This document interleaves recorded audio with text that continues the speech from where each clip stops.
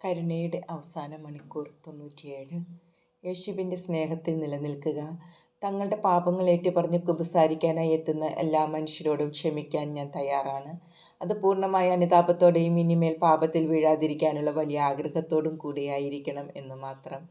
മനുഷ്യരുടെ ഇടയിൽ എൻ്റെ അടുക്കിലേക്ക് മടങ്ങി വരാൻ ആഗ്രഹിക്കുന്ന ചില കുഞ്ഞുങ്ങളെ ഞാൻ കാണുന്നു.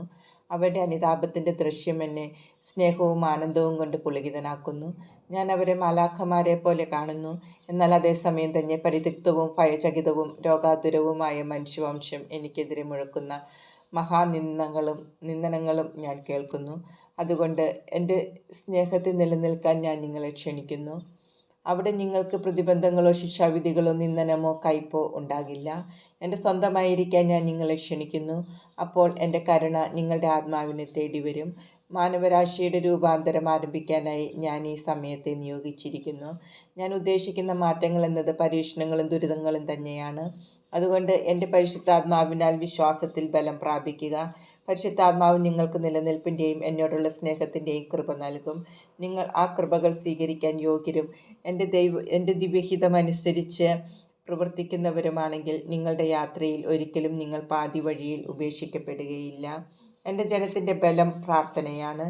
എൻ്റെ ശരീരരക്തങ്ങൾ സ്വീകരിക്കുന്നവർക്ക് അവ ഓരോ ദിവസത്തേക്കുമുള്ള അഭിഷേകവുമാണ്. എൻ്റെ കരുണ എൻ്റെ മക്കളുടെ ആവശ്യങ്ങളെ മറക്കുന്നില്ല.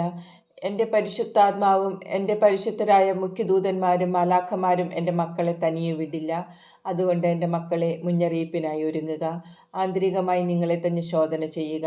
വിനീതരായിരിക്കുക. ഞാൻ നിങ്ങളോട് ചെയ്യാൻ പറഞ്ഞിട്ടുള്ളവ ചെയ്യുകയും എൻ്റെ സ്നേഹത്തിൻ്റെ വാക്കുകൾ സ്വീകരിക്കുകയും ചെയ്യുക. എൻ്റെ ജനമേ, ലോകം മുഴുവനും വേണ്ടി ഞാൻ കരുണയുടെ ഒരു കൃപ അയക്കും. എൻ്റെ മക്കളിൽ ആർക്കൊക്കെ അത് സ്വീകരിക്കാൻ ആഗ്രഹമുണ്ടോ അവർക്കെല്ലാം അത് സ്വീകരിക്കാൻ കഴിയും. അത് ഭൂമിയിൽ എല്ലായിടത്തും നൽകപ്പെടും. എൻ്റെ മക്കളിൽ അനേകർക്ക് തങ്ങളുടെ പാപങ്ങളോർത്തും അവയ്ക്ക് എൻ്റെ അടുക്കൽ നിന്ന് പാപമോചനം ലഭിച്ചിട്ടില്ലല്ലോ എന്നോർത്തും അതിയായ വേദന ഉളവാകും. അപ്രകാരം മാത്രമേ എൻ്റെ മക്കളിൽ ചിലർ തങ്ങളുടെ ആത്മാക്കളെ രക്ഷിക്കാനായി എൻ്റെ അടുക്കിലേക്ക് തിരിച്ചു വരികയുള്ളൂ. എൻ്റെ എല്ലാ മക്കൾക്കും വേണ്ടിയുള്ള ആ മുന്നറിയിപ്പിൻ്റെ സമയത്ത് ആദ്യം അവർ ഞങ്ങളോടുള്ള സ്നേഹത്തെ പ്രതിയും രണ്ടാമത് തങ്ങളുടെ സഹോദരരോടുള്ള സ്നേഹത്തെ പ്രതിയും സ്വയം വിധിക്കും. കൂടാതെ അവർ ഓരോ പ്രമാണങ്ങളുടെയും വെളിച്ചത്തിൽ തങ്ങളെ തന്നെ വിധിക്കുകയും ചെയ്യും. ദൈവകരുണ അവസാനിച്ചിട്ടില്ല, എന്നാൽ അത് അവസാനിക്കാൻ പോവുകയാണ്.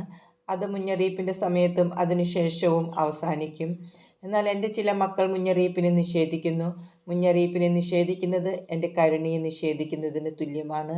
ആ കരുണയാകട്ടെ നിങ്ങൾക്ക് നൽകപ്പെടുന്ന ഒരവസരം കൂടിയാണ്. അലസരായിരിക്കാതെ മാനസാന്തരത്തിന് തയ്യാറായിരിക്കുക. വരാനിരിക്കുന്നവയെ, വിശിഷ്യ പീഡനത്തെ നേരിടാനായി നിങ്ങളെ തന്നെ ആത്മീയമായി ഒരുക്കുക. എൻ്റെ പ്രിയജനമേ, മുന്നറിയിപ്പുണ്ടാകില്ല എന്ന ചിന്തയിൽ ഇനിയും തുടരരുത്. ഞാൻ നിങ്ങളോട് പറയുന്നു, നിങ്ങൾ പാപത്തോട് ചേർന്ന് നിൽക്കുമ്പോൾ തന്നെ മുന്നറിയിപ്പും നിങ്ങളുടെ തൊട്ടടുത്താണ്. ഒരു സ്നേഹയാചകനെ പോലെ ഞാൻ അവിശ്രാന്തം ആത്മാക്കളെ തേടുന്നു. എന്തെന്നാൽ എൻ്റെ മക്കളിൽ ഒരുവൻ പോലും നഷ്ടപ്പെട്ടു പോകാൻ ഞാൻ ആഗ്രഹിക്കുന്നില്ല. മനുഷ്യവർഗം സ്നേഹദാഹത്താൽ വലയുന്നു. പ്രത്യാശയ്ക്കായുള്ള ദാഹവും പരസ്നേഹത്തിനുള്ള ദാഹവും അവർ അനുഭവിക്കുന്നു.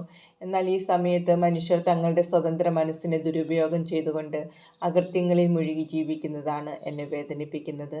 നോക്കൂ, നിങ്ങൾ എന്നിൽ നിന്ന് അത്ഭുതങ്ങൾ ആവശ്യപ്പെടുന്നു. ഞാൻ അവ നിങ്ങളുടെ ഹിതമനുസരിച്ച് അനുവദിക്കുകയും ചെയ്യുന്നു. അത് നിങ്ങൾ ഒരു വിധത്തിൽ അല്ലെങ്കിൽ മറ്റൊരു വിധത്തിൽ ശുദ്ധീകരിക്കപ്പെടുന്നതിനു വേണ്ടിയും അങ്ങനെ നിങ്ങളുടെ ആത്മാക്കളെ രക്ഷിക്കുന്നതിനും വേണ്ടിയാണ്. ഞാൻ സഹായം വാഗ്ദാനം ചെയ്യുന്നു. എന്നാൽ സഹായത്തിൻ്റെ അർത്ഥം എൻ്റെ മക്കൾക്ക് അവർ ആഗ്രഹിക്കുന്നതെല്ലാം നൽകുക എന്നതല്ല. പിന്നെയോ അവരുടെ ആത്മരക്ഷയ്ക്കുതകുന്നവ മാത്രം നൽകുകയാണ്. തങ്ങൾ പിശാചിൻ്റെയും അവൻ്റെ സൈന്യത്തിൻ്റെയും മുമ്പിലാണ് നിൽക്കുന്നതെന്ന് അനേകർ വിശ്വസിക്കുന്നില്ല. അനേകർ എന്നിൽ വിശ്വസിക്കുന്നില്ല. അതിന് കാരണം അവരുടെ തന്നെ ചില ബലഹീനതകളാണ്. എൻ്റെ സൃഷ്ടികൾ തങ്ങളിൽ തന്നെ ശ്രദ്ധ കേന്ദ്രീകരിച്ചിരിക്കുന്ന വ്യക്തികളായി മാറിയിരിക്കുന്നത് ഞാൻ കാണുന്നു. അവർ തങ്ങളുടെ സഹോദരർക്ക് വേണ്ടി ഒരു ബുദ്ധിമുട്ടും ഏറ്റെടുക്കുന്നില്ല. അവർ പരസ്നേഹമോ കരുണയോ കാണിക്കുന്നുമില്ല. അവർ സ്നേഹരാഹിത്യത്തിലേക്ക് മുങ്ങിത്താഴുന്ന ജീവികളായി മാറിക്കൊണ്ടിരിക്കുന്നു. എൻ്റെ ചില മക്കൾ അത്ഭുതങ്ങൾ തേടുന്നു. അത് ലഭിക്കാതെ വരുമ്പോൾ അവർക്ക് അനിഷ്ടം ജനിക്കുകയും അവർ തങ്ങളുടെ ജീവിതത്തിൽ നിന്ന് എന്നെ പുറത്താക്കുകയും ചെയ്യുന്നു. മനുഷ്യൻ്റെ ആഗ്രഹങ്ങൾക്കും അപ്പുറത്തേക്ക് പോകുന്നതാണ് എൻ്റെ സ്നേഹമെന്ന് എൻ്റെ ചില മക്കൾ മനസ്സിലാക്കുന്നില്ല.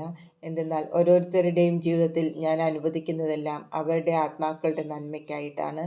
അവയെ സ്വാഗതം ചെയ്യുന്നവരെ അവ സഹായിക്കുന്നു. എന്നെ സ്നേഹിക്കുന്നവരിൽ അതിൻ്റെ ഫലം നിലനിൽക്കുകയും ചെയ്യുന്നു. എന്നാൽ മന്ദോഷ്ണരായ ഹൃദയങ്ങൾക്ക് എൻ്റെ സ്നേഹം അപരിചിതമാകയാൽ ചിലർ അത് കാണാൻ വിസമ്മതിക്കുന്നു.